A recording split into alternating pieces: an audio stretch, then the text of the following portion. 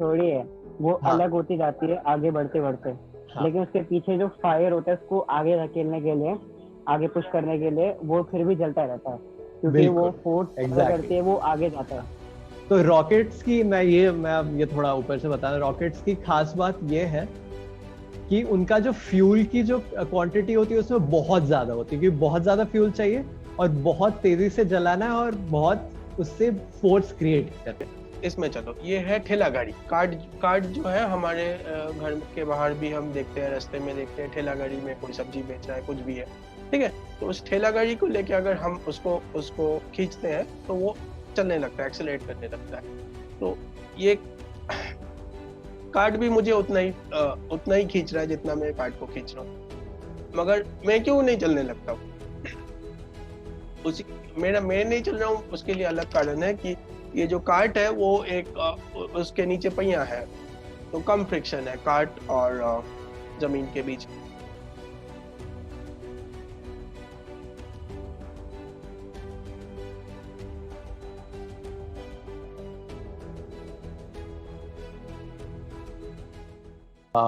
हम basically third law हमने दूसरा नियम किया था, न्यूटन का सेकंड लॉ, जो थोड़ा थोड़ा कॉम्प्लेक्स हो गया था, पर आप लोगों को याद है? कौन बता सकता है कि क्या था सेकंड लॉ? थोड़ा जल्दी से। एक बेसिकली एक मैथमेटिकल फॉर्मूला है, एक सिंपल रिलेशन। तो मास इनटू एक्सेलरेशन। बिल्कुल बिल्कुल। तो ये एक तरह से फोर्स को भी डिफाइन करता है अपने आप में, और मास को भी डिफाइन करता है कि मतलब मास किस तरह से माना जा सकता है और फोर्स किस तरह से माना जा सकता है। तो उसके हम थोड़े क्वेश्चंस डिस्कस कर रहे थे, थोड़ा रिवाइज करने के लिए हम फिर से एक बार थोड़े क्वेश्चंस डिस्कस कर लेते हैं। तो हमने काफी सारी चीजें सीखी, ये थोड़ा रियल लाइफ भी किया। तो रियल लाइफ हमने थोड़े एग्जाम्पल्स समझने की कोशिश की। तो हम एक ऐसे ही क्वेश्चन कंसिडर करते हैं कि कोई गिर रहा है। हम जैसे ये स्काई डाइवर है, ये कूदी प्लेन से, तो उनका एक्सेलरेशन ओवर टाइम, मतलब बहुत टाइम तक एक्सेलरेशन चल रहा होता है उनका। तो जो एक्सेलरेशन है वो उनका बढ़ता है, घटता है या सेम रहता है? याद रखना, ये सारे जो एलिमेंट्स है अर्थ के, सब मतलब सारे आप चीजों को ध्यान में रखे हुए आंसर करना कि एक्सेलरेशन को क्या होता है जब वो कोई काफी टाइम तक गिर रहा है हमारी अर्थ पे। कोई सोच के बताओ। जब कुछ गिरता है, एक्सेलरेशन एक होता है जो जी के बराबर है 9.8 मीटर्स पर सेकंड स्क्वायर, और वो हम जानते हैं मतलब अर्थ की वजह से एक्सेलरेशन। पर आप गिर रहे हो तो आपका एक्सेलरेशन बढ़ता रहेगा, सेम रहेगा, या कम हो जाएगा एक्सेलरेशन, और क्यों हो जाएगा?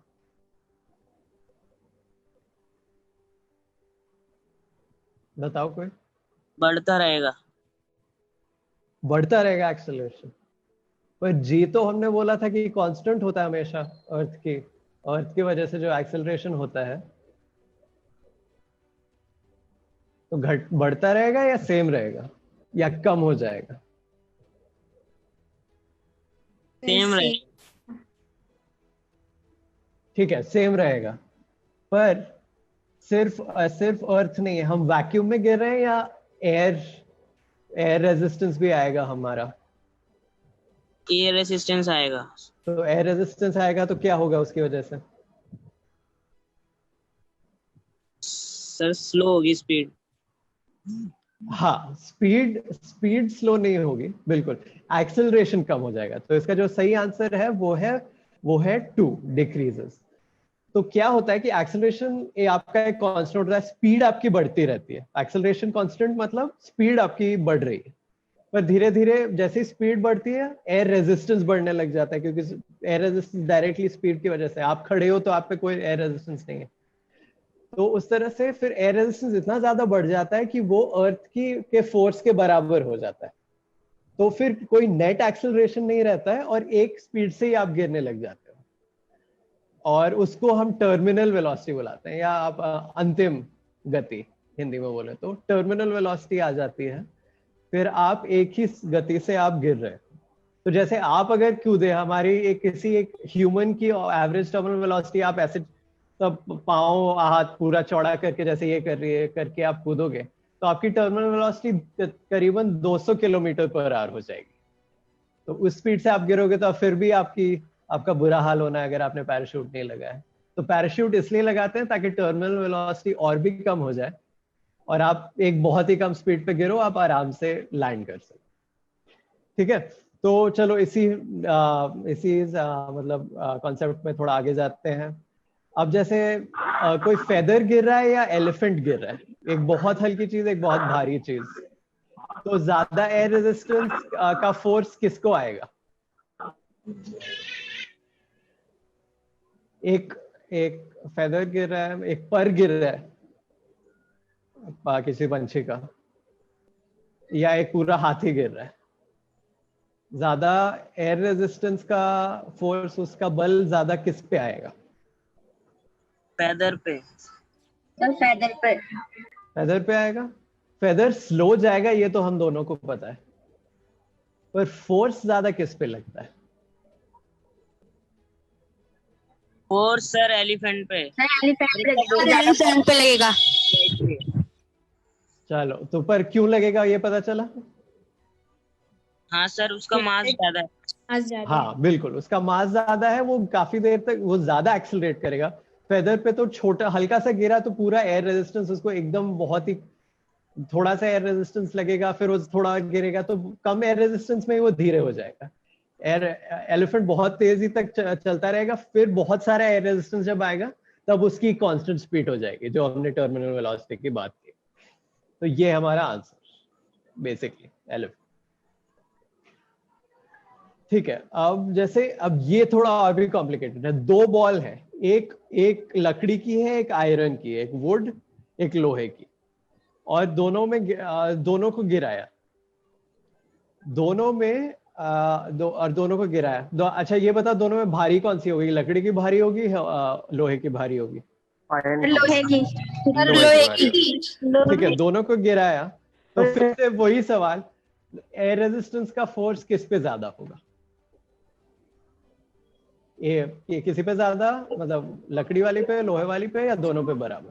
बताओ, तीन ऑप्शन। लोहे वाले पे। लोहे वाले पे सर। लोहे पे, जैसे हमने अभी कहा, मतलब दोनों एक ही साइज की हैं, दोनों एक जैसी ही दिखती हैं बाहर से, पर लोहे वाली ज्यादा भारी क्योंकि लोहे की डेंसिटी ज्यादा है, तो लोहे वाली पे ज्यादा फोर्स आएगा उसी वजह से। ठीक है, तो ये हमने रिवाइज कर लिया। अब थोड़ा आइडिया लग गया दोनों को, सबको, कि क्या था अपना सेकंड लॉ? Yes sir. चलो अब आगे रिवाइज करने के लिए मैं आपको एक वीडियो दिखा देता हूं, जो इस तरह का एक्सपेरिमेंट आप खुद घर पे भी कर सकते हैं। तो ये बेसिकली एक तरह से एक कटिंग बॉटल की, और एक तरह से काटा, ये नीचे वाली तरह से काटा, ये रबर बैंड लगा, ये आपके फोर्स प्रोवाइड करेंगे हमारी कुछ बॉल्स।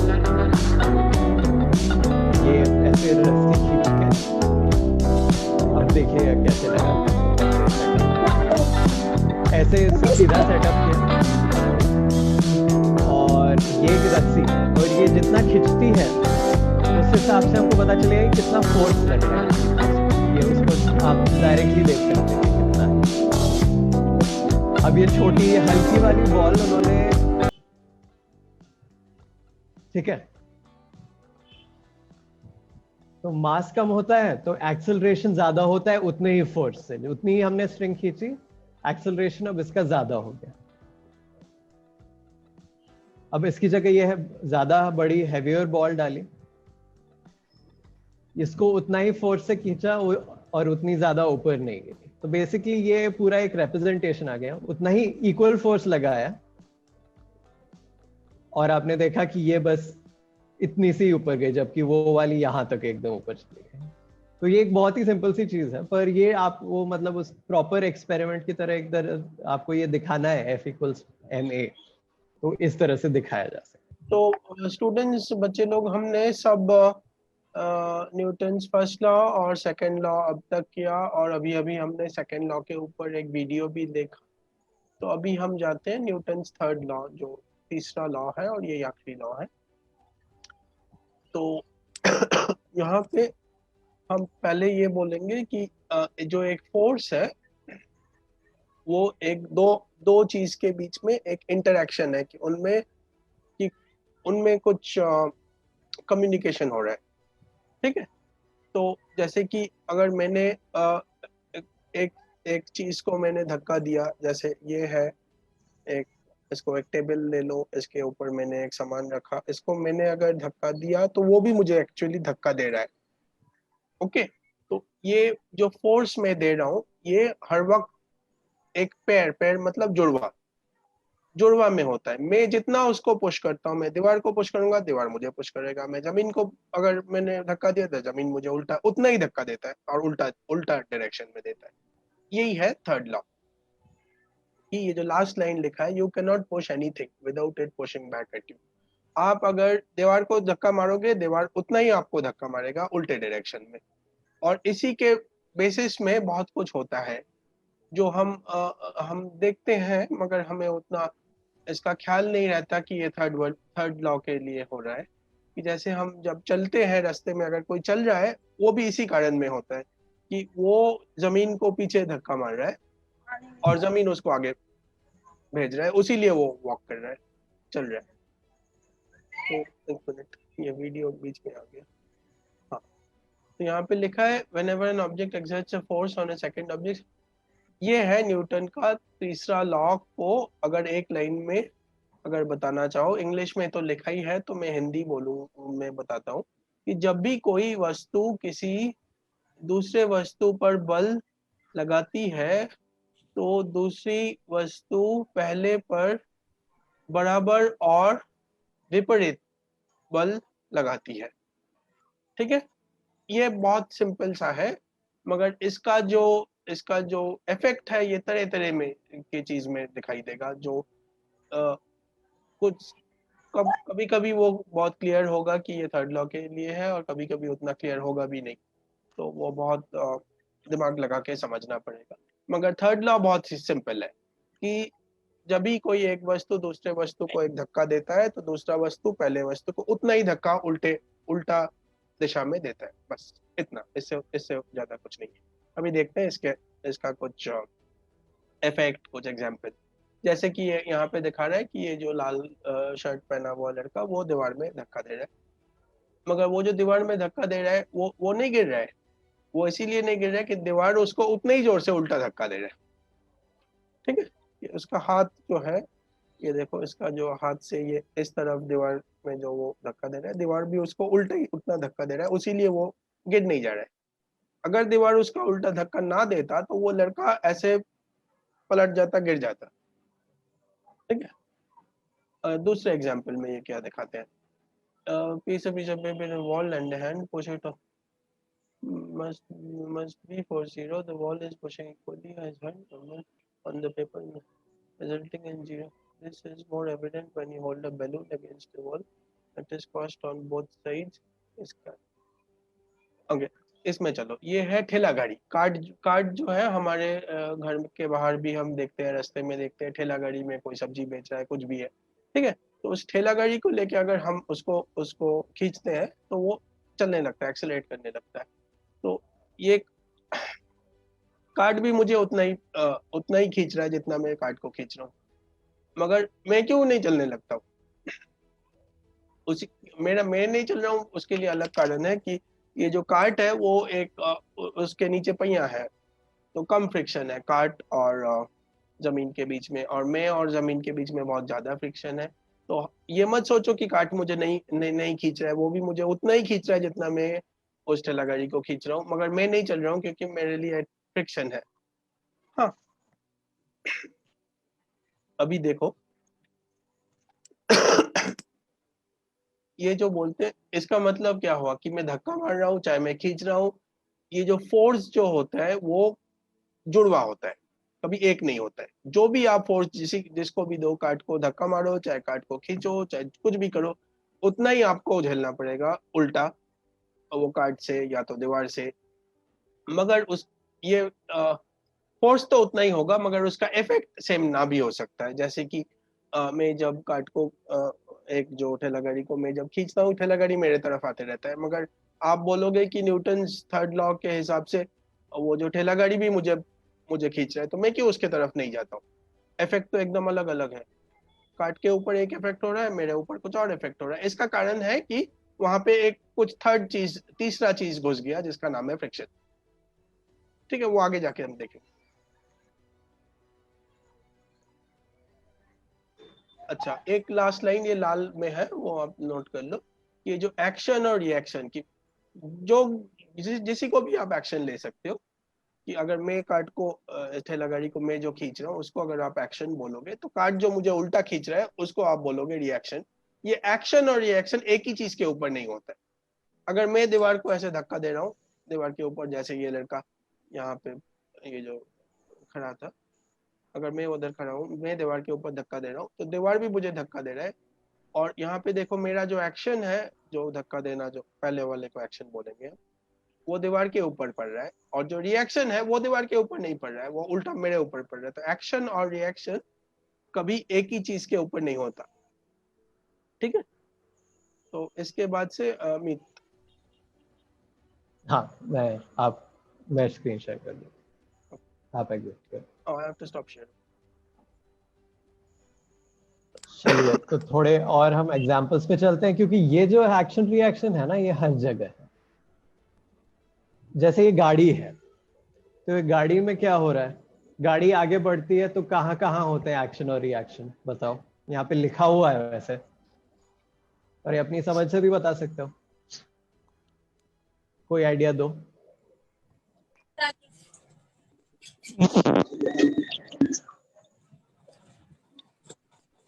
कौन बोल रहा था?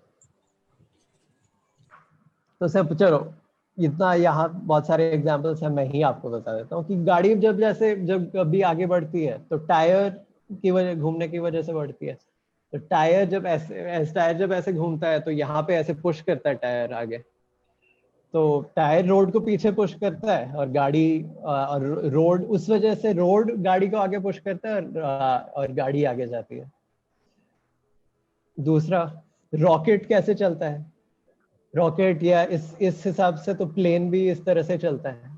ये रॉकेट जो है, जो गैस, उसके अंदर जो फ्यूल है वो एक बहुत तेजी से जला के बहुत तेजी से वो पीछे की तरफ धक्का देता है, और गैस उस वजह से रॉकेट आगे की तरफ जाता है।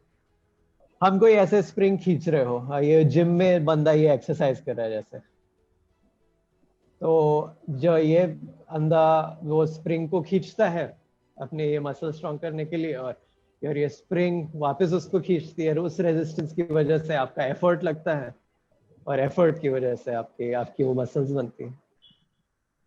और जैसे हमको कुछ गिर रहा है, जैसे बॉल गिराई हमने, तो अर्थ बॉल को खींच रही है, हम सब ग्रेविटी जानते हैं, और बॉल भी अर्थ को खींच रही है। वो दोनों एक्शन और रिएक्शन है।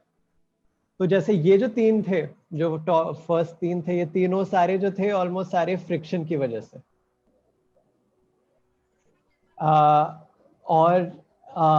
सर ये तीन नहीं, सिर्फ ये वाला, ये टायर का रोड पे फ्रिक्शन था।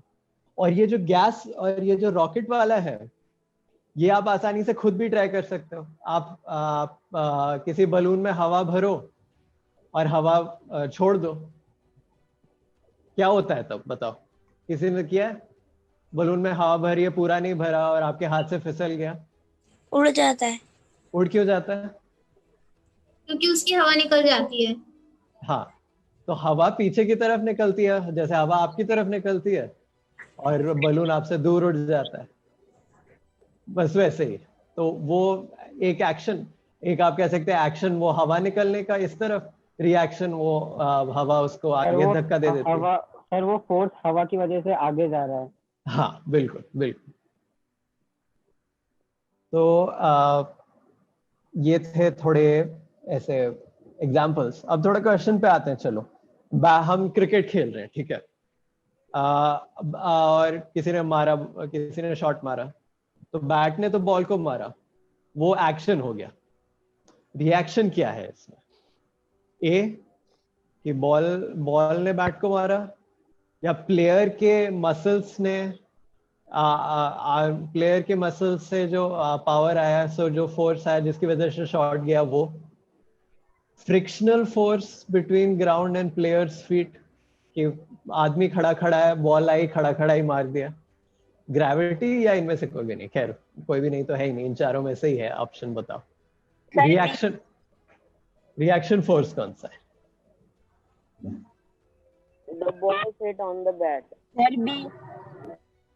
बी? बी बोला था कोई? मतलब मसल से जो पावर आया वो है ऐसा? सर ए। बिल्कुल ए, सिंपल, हमेशा सिंपल है। एक्शन रिएक्शन सबसे सिंपल, स्ट्रेट फॉरवर्ड रहता है। बॉल ने बैट को मारा तो बॉल, बैट मतलब बैट ने बॉल को मारा तो बॉल ने भी तो बैट को मारा। वो तो बैट कहीं दूसरी जगह नहीं किया, क्योंकि हमने एक दूसरा और फोर्स उसको पकड़ के रखा है, इसलिए बैट कहीं जाएगा नहीं। बॉल फ्री है इसलिए बॉल पे फोर्स लगा, तो बॉल गई, बैट पे फोर्स लगा तो हमने कंट्रोल कर दिया। ठीक है, तो ऐसा है। तो नोट दैट एक्शन और रिएक्शन ये हमेशा जोड़े में आते हैं, जैसे शुभो ने आपको एक्सप्लेन किया पहले, हमेशा जोड़े में आता है कि एक एक्शन है तो रिएक्शन होगा, और कोई भी आ सकता है। मतलब बॉल आई बैट पे, वो भी ये जैसे बॉल बैट पे लगी उसको भी एक्शन कह सकते हैं, बैट ने बॉल को मारा उसको भी एक्शन कह सकते हैं, बस उसका जो उल्टा हुआ वो रिएक्शन हो जाए। चलो एक और क्वेश्चन, ये थोड़ा थोड़ा और ज्यादा सोचने के लिए। एक बार बॉल को मार दिया, बॉल हवा में है, तो सारी फोर्सेस जो उस पे लग रही है उसके बारे में सोचो। बॉल हवा में चल रही है, तेजी से चल रही है बॉल हवा में, तो क्या क्या एक्शन और रिएक्शन पेयर, एक्शन और रिएक्शन के क्या क्या जोड़े हैं जो हमको मिल सकते हैं? क्या क्या फोर्सेस लग रहे हैं उस बॉल से? ग्रेविटी और ए। बोलो। हाँ बोलो। एक किसी ने बोला एयर बोला था। सर ग्रेविटी और एयर रेजिस्टेंस। बिल्कुल, तो हाँ ठीक है, तो ग्रेविटी हुआ, तो ग्रेविटी अर्थ की तरफ, अर्थ मतलब बॉल को खींच रही है, तो उसका रिएक्शन क्या हुआ?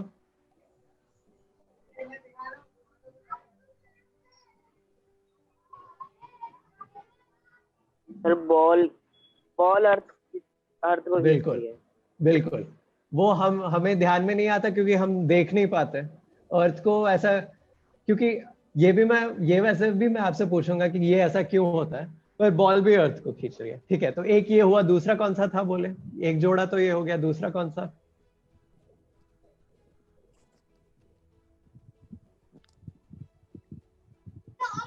जल्दी सर बोलो, बॉल हवा को पुल कर रही है। किसी ने ऑलरेडी एक बोला था, फिर से बोलो। वो ग्रेविटी तो बोल दिया, एक और किसी ने आंसर दे दिया था। ये बॉल हवा को पुल कर रही है। हाँ, नहीं, हवा को पुल कर रही है, हवा को पुश कर रही है, पुश ऐसे कर। जाती है। हवा को पुल करना मुश्किल है, हम हवा को धक्का दे सकते हैं, हवा को खींचेंगे कैसे हमारी तरफ? तो बॉल हवा को धक्का दे रही है, तो उसका रिएक्शन क्या हुआ? हवा बॉल को धक्का दे रही है। बिल्कुल बिल्कुल, स्ट्रेट फॉरवर्ड। तो उस वजह से हाँ, हवा तो मतलब क्योंकि हर जगह है, इससे बॉल हवा को धक्का दे के स्लो कर सकती है। हवा तो खैर चलती रहेगी, कंप्रेस हो जाएगी, बॉल तो बस रुकेगी, वी सॉलिड। तो ये दो है हमारे, तो ये दो रिएक्शन, ये इंटरेक्शन आप दोनों ने बोला, one is with earth's gravity and other one with air, और ये रहा हमने एक्शन रिएक्शन जो हमने डिस्कस किया। अच्छा चलो इस बात पे आ ही जाते हैं। तो ग्रेविटी से अर्थ बॉल को खींच रही है, तो बॉल अर्थ को खींच रही है, तो हमें अर्थ उड़ते हुए क्यों नहीं दिखती? मतलब हम क्यों नहीं खींचे जा रहे हैं बॉल की तरफ? सर क्योंकि ग्रेविटी तो हमें नीचे खींच रही है ना। हाँ, पर हम भी तो अर्थ को ऊपर खींच रहे हैं। सर हम कैसे अर्थ को ऊपर खींच सकते हैं? क्यों? रिएक्शन फोर्स सर तो इट्स है नॉट पॉसिबल। तो बहुत सिंपल सी बात है, हम ऊपर नहीं खींच सकते क्योंकि अर्थ बहुत भारी है, क्योंकि अर्थ इतनी ज्यादा भारी है कि कोई मतलब अर्थ पे हम जितना फोर्स अर्थ हम पे लगा रही है और इतना ज्यादा फोर्स नहीं लगा रही है, हम ऑलरेडी आसानी से उसको खींच सकते हैं, मैनेज कर सकते हैं। होगा। हाँ बोलो। सर पहले कल ही मेरे दिमाग में क्वेश्चन आया था कि सर जैसे स्पेस में तो हमारा वजन बहुत कम हो जाता है ना, एकदम तो स्पेस में अगर आप वैक्यूम में हो और हर चीज से बहुत दूर हो तो आपका वजन 0 हो जाता है। वजन हमेशा सर ग्रेविटी पे डिपेंड करता है। सर स्पेस हाँ में और अर्थ के बीच में एक लाइन होती है ना, जिसमें अर्थ स्पेस में भी थोड़ी ग्रेविटी होती है। हाँ, क्योंकि स्पेस में एम्प्टी स्पेस तो कहीं भी नहीं है ना, हर जगह सन की इतनी ज्यादा ग्रेविटी है, आप थोड़ा बाहर जाओ सबसे ज्यादा ग्रेविटी आपको सन की लगने लग जाएगी। सर अर्थ एक के थोड़ा, इंसान है जिसने गिनीज वर्ल्ड रिकॉर्ड बनाया था कि वो स्पेस पे जाके कूदा कूदा था वो। हाँ उसका नाम मेरे को याद नहीं एक्चुअली। सर हाँ कैसे, मतलब वो एकदम जीरो लाइन पे गया था या फिर कुछ और था? नहीं, आप अर्थ के काफी ऊपर तक जाओ। बात यह है कि वो अलग अलग तरीके हैं, अर्थ की इतना ऊपर पहुंचने के लिए भी आपको एक वेलोसिटी चाहिए। तो सैटेलाइट जैसे, सैटेलाइट सारी गिर क्यों नहीं जाती, ये आइडिया है आपको? सर क्योंकि वो अर्थ से काफी ऊपर है, ग्रेविटी उसे नहीं खींच पा रही। नहीं, अगर ग्रेविटी नहीं होती तो चली ही जाती, वो अर्थ के आसपास नहीं घूमती रहती, ग्रेविटी की वजह से ही आसपास घूमती है, पर वो गिर क्यों नहीं रही है? और सर क्योंकि थोड़ा ग्रेविटी उसे खींच रही है, थोड़ा स्पेस अपनी तरफ खींच रही है, इसीलिए वो बैलेंस में नहीं, एक जगह रुकी हुई है। हाँ, तो ये एक कॉन्सेप्ट है, उसे कहते हैं ऑर्बिटल वेलोसिटी का। तो हमने बहुत तेजी रॉकेट पे लॉन्च की सैटेलाइट, तो उसके पास वो स्पीड हम पहुंच गई, और एक ऑर्बिटल स्पीड पे आप पहुंच जाओ तो आप उतनी तेजी से एक साइड में टेंजेंशियली, जैसे अर्थ ऐसे आप उतनी स्पीड से ऐसे जा रहे हो ताकि अर्थ जैसे ही आपको उस अपनी तरफ खींचे आप उस स्पीड से ऐसे पकड़ लोगे। तो आप यहाँ हो, अर्थ खींच रही है खींच रही है खींच रही है खींच रही है खींच रही है, पर आपकी वेलोसिटी इतनी है कि आप बस चक्कर ही काटते जाओगे,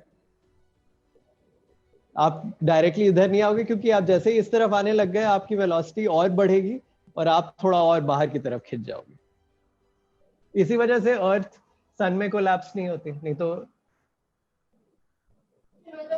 हाँ तो ये है इंटरेस्टिंग। चलो हम इस पे आते हैं, अभी इस पे फोकस करते हैं, पर ये बड़े इंटरेस्टिंग सवाल है सारे आपके, इस पे आप जरूर और बाकी का भी डिस्कशन कर रहे हैं तो भी कर सकते हैं।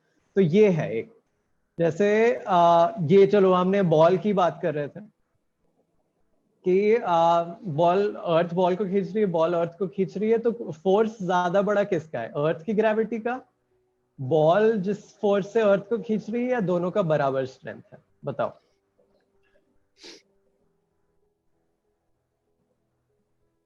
सर क्वेश्चन रिपीट करना। हाँ, जैसे बॉल है, बॉल गिर रही है, ठीक है, बॉल हवा में है, और अर्थ बॉल को खींच रही है ग्रेविटी की वजह से, रिएक्शन की वजह से बॉल भी अर्थ को खींच रही है, उसकी भी ग्रेविटी है। तो दोनों में फोर्स कौन सा बड़ा है, अर्थ की ग्रेविटी का, बॉल जो अर्थ को ऊपर खींच रही है उसका, या दोनों का बराबर फोर्स? सर बराबर। और बताओ, और कौन, और कोई बॉल आंसर? अर्थ को खींच रही है। हाँ, तो ये ज्यादा है। और किसी का कोई दूसरा answer? So the ball pulling the earth up. B. B ज्यादा लग रहा है, पर नहीं, सही आंसर ऑफ कोर्स यही है, क्योंकि एक्शन रिएक्शन हमेशा इक्वल होता है। क्या था लॉ? Equal and opposite. तो अर्थ जिस फोर्स से बॉल को खींच रही है उसी फोर्स से बॉल अर्थ को खींच रही है, इसलिए अर्थ ज्यादा नहीं हिलती है, क्योंकि जो फोर्स है बहुत कम है। बॉल के लिए फोर्स बहुत ज्यादा है, बट अर्थ की साइज के लिए बॉल फोर्स बहुत कम है। तो इस वजह से मतलब हमेशा ये इक्वल है, ये याद रखना है, इक्वल एंड ऑपोजिट रिएक्शन।